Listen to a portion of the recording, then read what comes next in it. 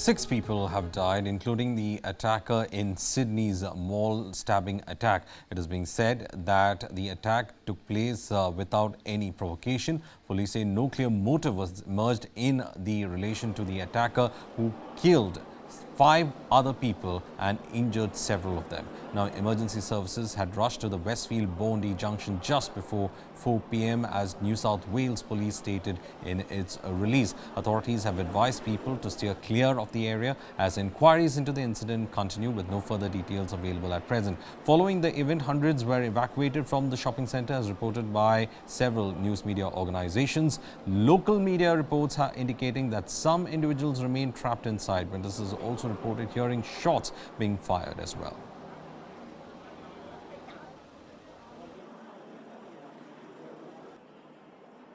At 3:10 this afternoon, a male walked into Westfield at Bondi Junction. He left the centre very shortly after and returned about 3:20. As he moved through the centre, he engaged with about 9 people. It is clear that during that engagement he caused harm to those people, we believe, by stabbing them with a weapon he was carrying. A single unit officer, Inspector of Police, was nearby, attended, went into the centre directed by a range of people. She confronted the offender, who had moved by this stage to level 5. As she continued to walk quickly behind him to catch up with him, he turned, faced her, raised a knife. She discharged a firearm, and that person is now deceased. There are 5 victims who are now deceased as a result of the actions of this offender.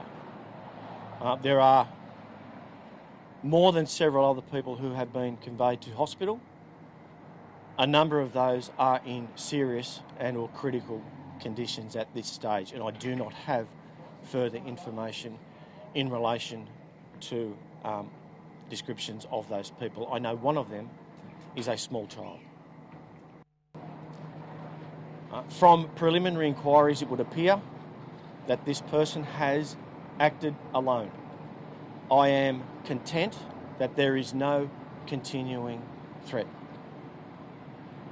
Police, as I've said, have commenced investigations into the matter, which will continue through the evening. As I have said, I do not have details of victims who have been killed by this individual, nor those who have been conveyed to hospital. I do not have information in relation to the offender. I do not know at this stage who he is. You would understand this is quite raw. Inquiries are very new, and we are continuing to make attempts to identify the offender in this matter. We're not ruling anything out. Exactly when I'm stepping into that gate there, at the door, and people were coming out and screaming, like stabbing. So we were here, so we didn't go in, and then we were all here. No, I was there, and the people were running, the people from outside.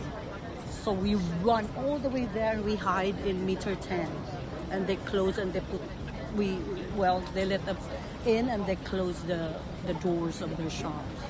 We were like 20 people there. Going into the ambulance, and now I know it's a 9-month-old with a bandage on the arm and in the belly, and he was like not awake. Maybe he was, I don't know, he was not awake. They just said, run, someone's being stabbed. And so we were inside Dior, they closed the doors, and we saw the guy come up the escalators, green shirt, I think shorts, with a big black knife in his hand. And just really calmly, he was just walking like he was having an ice cream in the park, you know.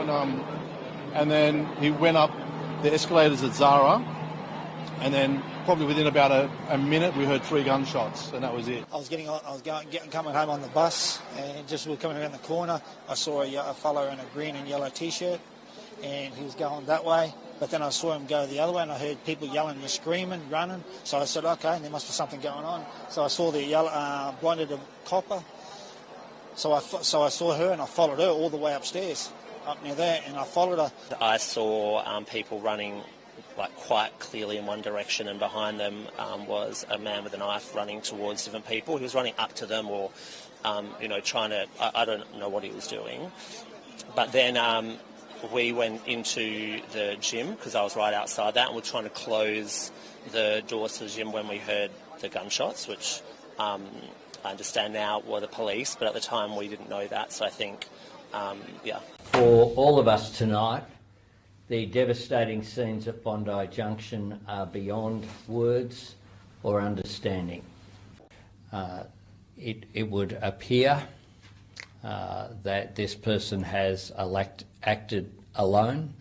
The motives are not known yet, and speculation on that would not be helpful at this time. Today, Bondi Junction was the scene of shocking violence, but it was also witness to the humanity and the heroism of our fellow Australians, our brave police, our first responders, and of course everyday people who could never have imagined that they would face such a moment. And some of the footage is quite extraordinary.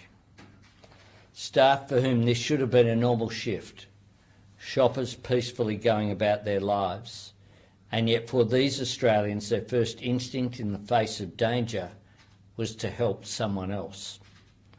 That is what we hold on to tonight as Australians.